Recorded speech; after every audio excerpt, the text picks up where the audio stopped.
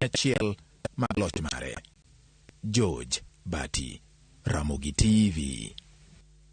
Tok lipot mabati no kor kawadi Kisumu. Jadak manyalenda e boma ma Kisumu timo ng'anyo mamuol kalure gi lal mar stima ma kinde ka kinde kendo chwalo ng'ur margi ne jodito mag kambi mar stima ka achiel gi tend piny owacho mar kaunti no kod mano mamalo. Jodago wacho ni gisebete mudho kochakore Jumapil bang' muoch mar masinde mag sitima mano transformer gino makoro oseketho weche arita kwe kendo kelo lal ne jo ohala mayuto gi yengore e teko sitima. Oganda go wacho ni kata bedo ni gisetemo yudo konyruok kuom jotelo mag kambi no, ywak gi pod ok owinji ka gichiwo odiechieng' achiel kende mondo dukne gi stima ma ka ok mano to gibiro dok e ndara.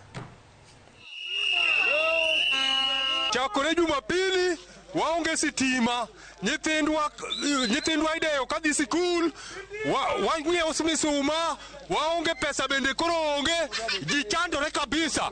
Koro wakwayo sirikal, ung'eyo maber, nyingwa osekethorega ni wan jo Kisumu wan jo matata, to waketo ni kawuono watambana gi imani, onge gama wango tael, gimo wadwaro sitima.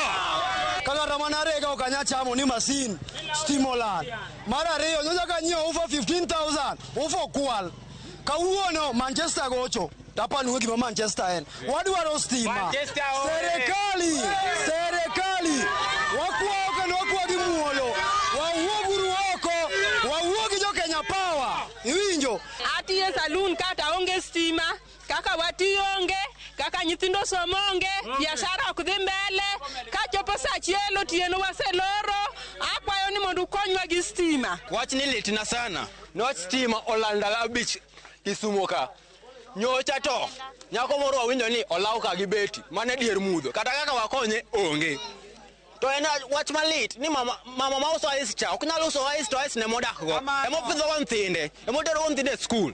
Ito koro stima ok nyal duokonwa lela ka. Wakwayo ujo dongo ni umiwa stima.